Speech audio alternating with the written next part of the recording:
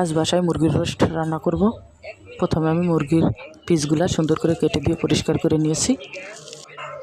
এখন লেবুর রস লবণ দিয়ে মাখিয়ে আধা ঘন্টা দমে রেখে দিব। এরপর পেঁয়াজের বেরেস্তা করে নেব। আমার বেরেস্তা করা শেষ।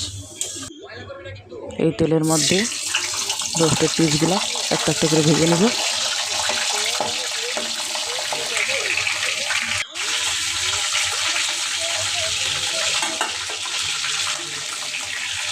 মুরগির পিসগুলা ভাজা শেষ।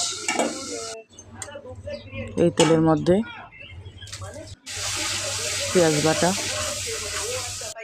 আদা রসুন বাটা, পরিমাণ মতো লবণ, হলুদ গুঁড়া, মরিচ গুঁড়া, জিরার গুঁড়া, কাজু বাদাম বাটা,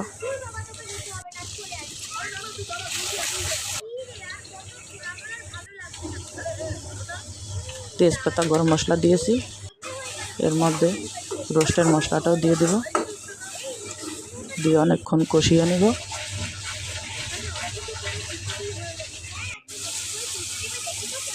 এখন ভেজে রাখা রোস্টের পিসগুলো দিয়ে দেব।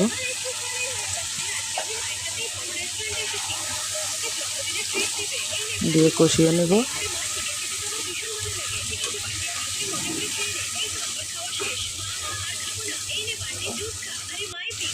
এখন একটু টক দই দিয়ে দেব।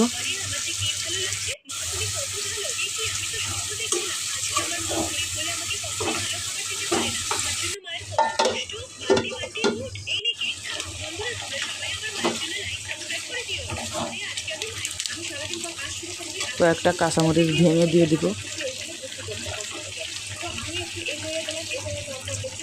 গুঁড়া দুধ